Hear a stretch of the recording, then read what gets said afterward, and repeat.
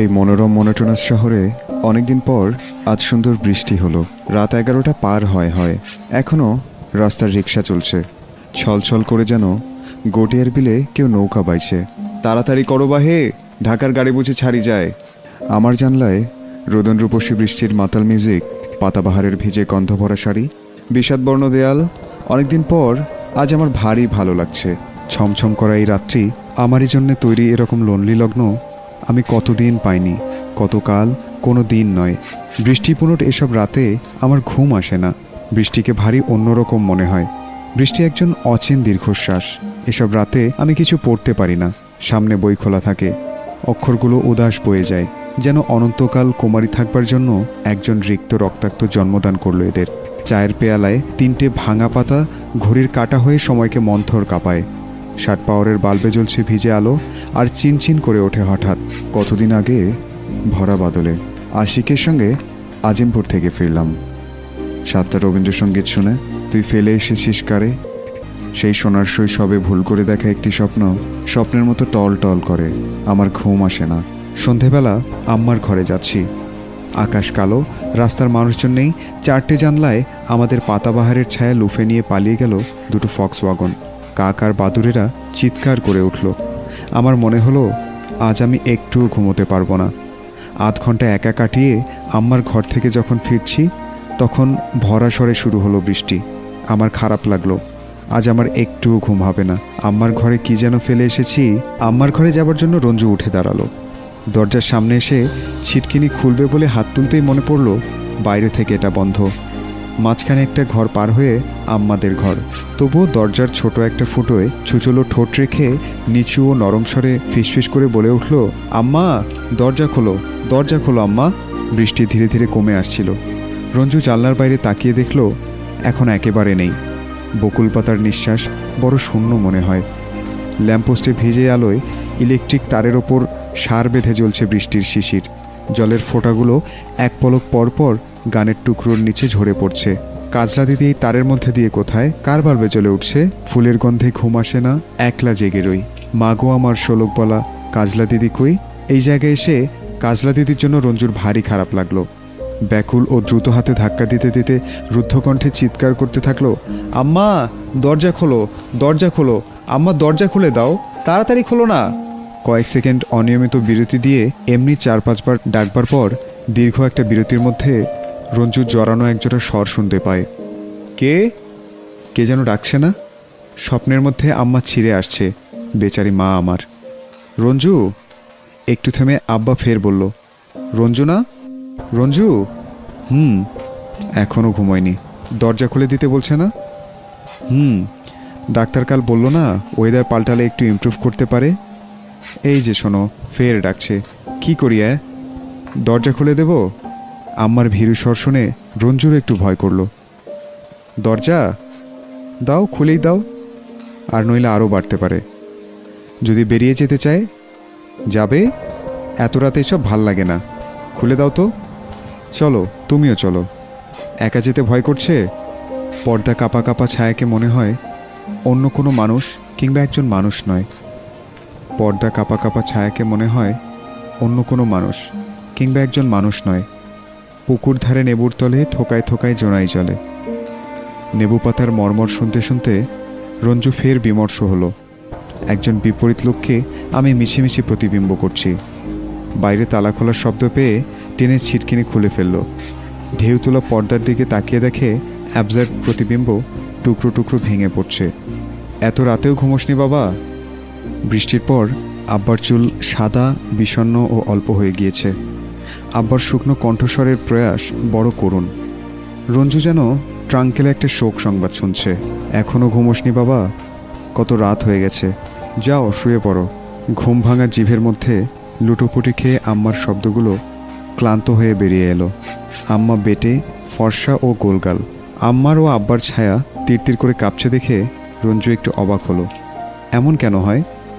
আম্মা তোমাদের ঘরে ফেলে এসেছি। আমাদের ঘরে? কি ফেলে এসেছিস? কখন? কি ফেলে এলি? ওই যে বিকেলবেলা বৃষ্টি আসছে যখন। সাজিয়ে কথা কইতে ভালো লাগছে, যেন কথা এঁকে রঞ্জু সেই ছবি হাওয়ায় টাঙিয়ে দিচ্ছে। আকাশে ভীষণ মেঘ করেছে। তুমি যে বলেছিলে অঞ্জুটা ফিরে এলো না, কোথায় যে আছে? তাল গাছ থেকে মস্ত একটা ডাল উড়ে এসে তারের ওপর ঝুলতে থাকলো। ধুলোয় চারদিকে একাকার। তখনই তোমার ঘরে ফেলে এসেছি। কি কি ফেলে এসেছিস? রঞ্জু ভারী বিব্রত হয়ে দেখলো অনিচ্ছুক ছায়া আরও দ্রুত কাঁপতে শুরু করেছে। ঠান্ডা মেঝে, চেয়ারের গাঢ় খয়েরি পা ও টেবিল ক্লথে লোটানো লতায় অগোছালো তাকিয়ে রইল। কি ফেলে এসেছিস কি? হঠাৎ অপরাধী, বিনয়ী ও এলোমেলো হয়ে বলল, ঠিক মনে করতে পারছি না, ভুলে গেলাম। কি যেন ফেলে এসেছি। আচ্ছা, ওই ঘরে চলো আমাদের সঙ্গে, কি ফেলে এসেছো দেখবে চলো। আব্বা অসহিষ্ণু হাসলো একটুখানি। চলো, তাড়াতাড়ি চলো। পর্দার এপারে আলো ছায়া আর রইল না। অঞ্জু মঞ্জু দুটো বিছানায় অনায়াসে ঘুমাচ্ছে। আব্বা অসহিষ্ণু হাসলো একটুখানি। চলো, তাড়াতাড়ি চলো। পর্দার এপারে এলে ছায়া আর রইল না। অঞ্জু মঞ্জু দুটো বিছানায় অনায়াসে ঘুমোচ্ছে। স্বপ্নময় নরম অন্ধকারে সাধের মধ্যে সেথে। শেলফে, আলমারিতে বইগুলো সারি সারি কফিনের মতো শুয়ে রয়েছে। এসব পার হয়ে ওরা একটা বড় ঘরে ঢুকলো। আব্বা, আম্মা আর রঞ্জু। দেওয়ালে কোনো দিন উড়বে না সাদা তুলোর প্রজাপতি ও সবুজ সুতোয় প্রেমিক ময়ূর দম্পতি লালচে হয়ে গিয়েছে। ইজি চেয়ারের বিস্তৃত হাতায় বেহায়া বার্নার্ডশোর ওপর আব্বার পুরু চশমা মশারিকে পানসে তাকাচ্ছে। কোথায় কি ফেলে গিয়েছ, মনে পড়েছে? সন্ধেবেলা তখন আকাশে ভারী মেঘলা, চারিদিকে আধার করে আসছে। এই ঘরে কি যে ফেলে গেলাম। আলমারির লম্বা আয়নায় পেছনের দেয়ালের সাদা ও নিরুদ্বেগ প্রতিফলিত। আব্বার পালঙ্কের মাথায় অন্তরঙ্গ টেলিফোনে কারো কণ্ঠস্বর জড়ানো রয়েছে স্পঞ্জের মধ্যে। রিসিভার তুললেই বাজতে শুরু করবে। কোথায় রঞ্জু? আব্বাকে বিকেলবেলা অনেক পুরুষ শোনা যায়, কিন্তু এখন এত সাধারণ। রঞ্জুর একটু দুঃখ হলো। দিন দিন আব্বা বড় সাধারণ ও সংসারী হয়ে পড়েছে। কোথায়, মনে পড়েছে কি এখন? কি ফেলে গিয়েছিলে? রঞ্জু, ভেবে দেখো না বাবা, মনে পড়েছে? মৃত্যুমন্থর এই রাত্রি কেবলই সময়হীন ছড়িয়ে পড়ে। রোগ হয়ে রঞ্জু একটু কাঙাল হাসল। ফ্যাকাশে বলতে লাগলো, ঠিক মনে করতে পারছি না আম্মা, একেবারেই ভুলে গেলাম। কি জিনিস বারবার ভুলে যাচ্ছি? সন্ধেবেলা যখন চারদিকে আধার করে এলো, না, তবে বোধহয় অন্য কোনো সময়ে কি যেন ফেলে গেলাম। আমি ঠিক কি যেন। চোখের মনের মধ্যে তখন আশ্চর্য একটা অকাল আধার সূর্যোদয়ের মতো জেগে উঠল ধীরে ধীরে। ঝাপসা ও নিরাকারকে নিরানুভব স্থির তাকিয়ে রঞ্জুর কণ্ঠে ঘন লবণ লাল মর্মর করে উঠল। তবে অন্য কোথাও বোধহয় ওর আরও ভেতরে হৃৎপিণ্ড ও অ্যাবডোমেনে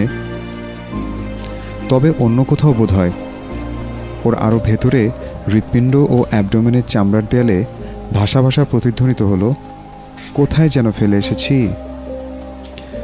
চোখের চোপসনো চুলোয় বলকানো আধার ফুটিয়ে রঞ্জু আব্বা ও আম্মার সঙ্গে নিজের ঘরে ফিরল।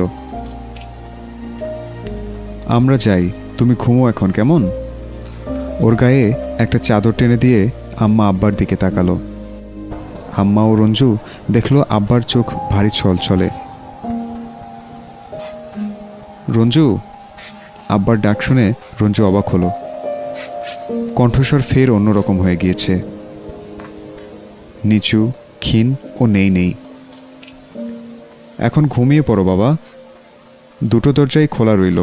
যদি খুব খারাপ লাগে বারান্দায় যেও, রাস্তায় বেরিও না। আকাশ আজ ভারী বৃষ্টি। ঘুমিয়ে পড়ো, কেমন? আমার ঘুম আসে না, রঞ্জু গুনগুন করে উঠল। আমার ঘুম আসে না, রঞ্জু গুনগুন করে উঠল। চোখ বন্ধ করে শুয়ে থাকো, ভাবতে থাকো সামনে মস্ত এক মাঠ। মাঠে অনেকগুলো ভেড়া চড়ে বেড়াচ্ছে, অগুন্তি ভেড়া, হাজার হাজার ভেড়া, লাখ লাখ ভেড়া চড়ে বেড়াচ্ছে। ওইগুলো গুনতে থাকো, মনে মনে কোনো, কেমন? 1, 2, 3 এভাবে। কোথায় যেন আমি এমন একটা মাঠ দেখেছি। সেই মাঠের একদিকে ধূসর রঙের পাহাড়। দীর্ঘ একজন মানুষ পাহাড়ের বিপরীত দিকে হাজার হাজার ভেড়ার পেছনে স্তব্ধ দাঁড়িয়ে রয়েছে। কবে দেখেছি? কবে? কোন জন্মে? এমনই গুনতে থাকো, দেখবে টায়ার্ড হয়ে পড়েছ, তখন তোমার ঘুম পাবে। টায়ার্ড হয়ে পড়লে ঘুম আসবে? আমি তো সবসময়ই ভারী ক্লান্ত থাকি। আমি এক জন্মক্লান্ত লোক। আমার তবে ঘুম আসে না কেন? হ্যাঁ বাবা, চোখ বন্ধ করে অনেকক্ষণ ধরে গুনতে থাকো, দেখো কেমন সুন্দর ঘুম পাবে। আমি কতদিন এমনি করে ঘুমিয়েছি। ওরা চলে যাবার পর আম্মার শাড়ির ঘুম ঘুম গন্ধ সারা ঘরে নিথর জমে রইল। নীল আলোর ফ্যাকাশে গন্ধ, বাইরে সোদামাটির আভাস, আব্বার ছাড়িয়ে যাওয়া সিগারেটের লুপ্ত ধোয়া, নিচে পুরনো স্টেটসম্যান, ধুলোভরা স্লিপার, টেবিলের শোপেনাওয়ারের অনন্ত সৌরভ, রঞ্জু নিবিষ্ট কুকরে শুয়ে সমস্ত ঘরব্যাপী ঘন গভীর নিঃশ্বাস নিতে শুরু করলো। এই ঘরের গন্ধ দিন দিন পাল্টাচ্ছে। এর আগে ভোরবেলা এখানে নতুন ছড়ার ছবির গন্ধ করত। মনে হলে জবাব এলো, আমরা নাই। এই কথাগুলো যে পাতায় ছিল সেখানে সুন্দর তেতোগন্ধে চোখ রাখলে আমার ঘুম আসতো। মাঝে মাঝে ঘুম ভেঙে গিয়েছে আম্মার নীল জর্জেটের শাড়ির গন্ধে। ওই শাড়িটার পুরনো গন্ধ ছিল একটা। ন্যাপথলিন, বাক্সের চামড়া, বাতাস সব মিলিয়ে এই সুবাস কত রাতে রঞ্জুকে জাগিয়ে তুলেছে। আম্মা, ছবি দেখতে পাচ্ছ? ওমা, তুই ঘুমোসনি এখনো? শাড়ির কুচি ঠিক করতে করতে আম্মা মিষ্টি করে তাকাতো। যাও বাবা, ঘুমো, এসব বড়দের ছবি, তোমাদের দেখতে নেই। তখন রূপমহলে কেবল বাংলা ছবি চলত। আম্মা আমাকেও নিয়ে গেছে মাঝে মাঝে। সেতু ছিল একটা ছবির নাম। সংসার, নিয়তি, বাবলা আর কত কী সব নাম মনে নেই আমার। আব্বা একটু রাগ করে বলতো, এসব ছবি তোমাদের জন্য নয়, তোমাদেরকে টারজান দেখাবো। মঞ্জু আর আমি আব্বার সঙ্গে নিউ পিকচার হাউসে টারজান ছবি দেখতে গেলাম। তখন বুঝি সিনেমার সিগারেট খাওয়ার বারণ ছিল না। আব্বা সিগারেট ধরিয়েছিলেন, আমার মনে আছে। ইন্টারভ্যালের সময় সামনের সিটে একজন কাকে যেন একটু জোরে জোরে বলল, আরে না, এবারও ফেল করেছে। কেউ বোধহয় পরীক্ষায় ফেল করেছিল। আচ্ছা, সে কি বারবার ফেল করত? হঠাৎ দ্রুত বিরতিহীন ঘণ্টাধ্বনি শুনে দিশেহারা বুকে রঞ্জু জানলার সামনে দাঁড়ালো। চাদরটা মেঝেতে লুটিয়ে পড়েছে, অর্ধেকটা বিছানায়। জমানো প্রবাহিত হচ্ছে বিছানা থেকে মেঝেই। ডং ডং চিৎকার করে ছুটে গেল ফায়ার ব্রিগেডের লাল রঙের দ্রুতশ্বাস গাড়ি। কার সর্বনাশ ঘটল এত রাতে? For whom the bell tolls? কার বাড়ি ধসে গিয়েছে? এই রাতে আগুন লেগেছে কোনখানে? চারিদিকে জলের পাতলা জালে আলোর ইলিউশন ফেলে গাড়িটা কোথায় মিলিয়ে গেল? তখন কেমন হতাশ চিত্তে ও বাইরে এসে দাঁড়ালো। ঘর থেকে নীল আলোর একটুখানি এসে পড়েছে। আকাশের কালো মেঘ, কিন্তু বৃষ্টি থেমে গিয়েছে। গাছপালায় ভিজে অন্ধকার ছিপছিপে ছড়ানো। এই আলো ও আধারিতে, এই নীরব নিসর্গে ছমছম ভয় করে আমার। কাঠের পুরনো ছোট একটা ভিজে গেট নরম হয়ে গিয়েছে। ডান হাতে নখ দিয়ে রঞ্জু অল্প একটু কাঠ তুলে ফেলল। খুব ফ্যাকাশে, নেই একটা ভিজে গন্ধ ভারী পাতলা করে দুবার শ্বাস নিল। রাস্তার লাল সুরকির ফাঁকে ফাঁকে জল একটু একটু ঘোলা। ইলেকট্রিক তার, মেঘলা আকাশ, ল্যাম্পপোস্টের বিনীত মাথা সেই জলে তীর তীর করে কাঁপে। ম্লান আলো, বাল্বের ওইটুকু ছায়ায় রঞ্জু দেখতে পেল নিশ্চিন্দপুরের সময় কাদা, নির্লিপ্ত মাঠ, দুপুর ঝাঝা করছে। ছোট ছোট ছায়া ফেলে দুর্গার সঙ্গে রঞ্জু রেল লাইন দেখতে কতদূর পাড়ি দিচ্ছে। দুর্গা সিঁদুরের কৌটো চুরি করে তাকের ওপর রেখেছিল। তাই বলে রঞ্জু বড্ড মন খারাপ করে। দিদি, তুই সিঁদুরের কৌটাটা চুরি করলি কেন?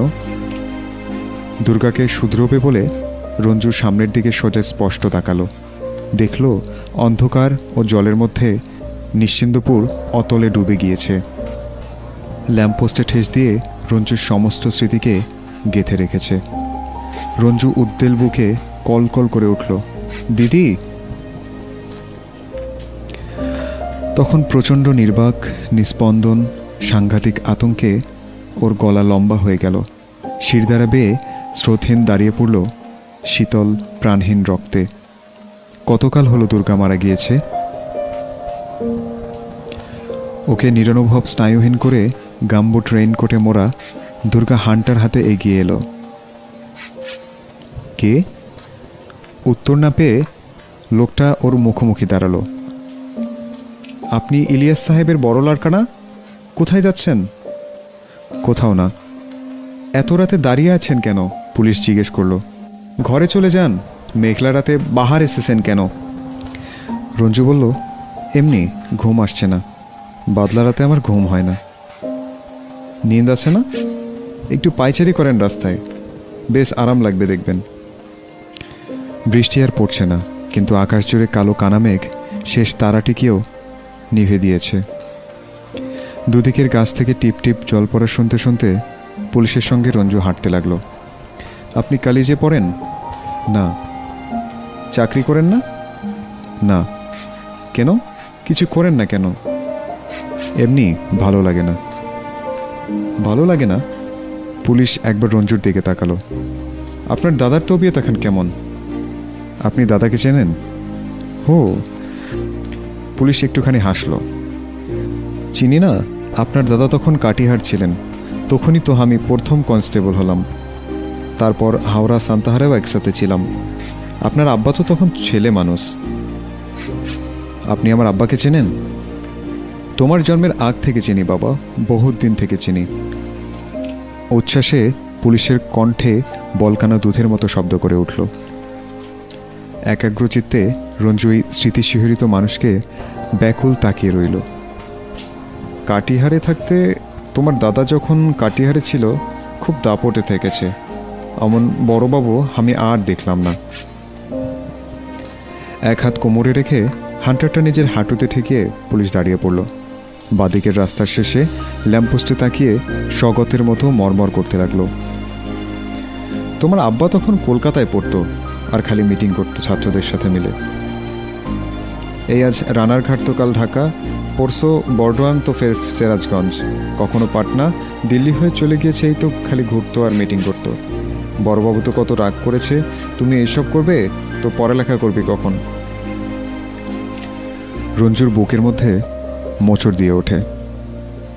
এইসব দিন আমার জন্মের কত আগে মিশে গেছে, এদের জন্য আমার এমন কেন করে? আবার রক্তের সঙ্গে এই দিনগুলো কি আমার শরীরেও উজান বয়ে এলো? আমার ভারী ইচ্ছে করে একবার ছুঁয়ে দেখি, তখন কোথায় যেন বাজ পড়ল। অতর্কিত স্বাভাবিক কণ্ঠে পুলিশ বলল, আমি এই রাস্তা ধরে চলে যাব ডিউটি দিতে। বাদলা রাত পেয়ে সালারা বহুত সুবিধা পেয়ে যাবে। আপনি বাড়ি যান বাবা, কোথায় বাজ পড়ল, বিজলিও চমকাচ্ছে, ফির বারিশ হবে।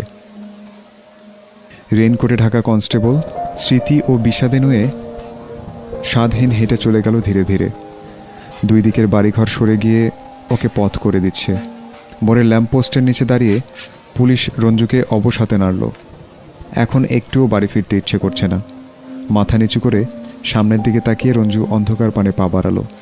গায়ের ওপর ঝিরঝির বৃষ্টি পড়লে রঞ্জু ওপরে তাকিয়ে দেখে মেঘে মেঘে আকাশ কত নিচে নেমে এসেছে। চারিদিকটা কেমন ছায়া ছায়া। পুরনো জামগাছটায় হাজার হাজার ভিজে পাতা উদ্বন্ধন আত্মহত্যায় অতৃপ্ত ঝুলছে। রঞ্জুর গাটা শিরশির করে উঠল।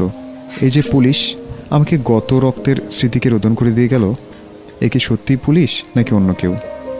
না, কেউই নয়। এ যদি কেউ না হয় আর না ভাবা যায় না। মাথা নিচু করে কোনো দিকে না তাকিয়ে হন হন করে হাঁটতে শুরু করলো। এখানে শহরের শেষ। নদীর ওপর ঢেউ খেলানো মাঠটা লম্বা গেরুয়া নিঃশ্বাস নেয়। বৃষ্টিতে ভিজে এখন একেবারে নেতিয়ে পড়েছে।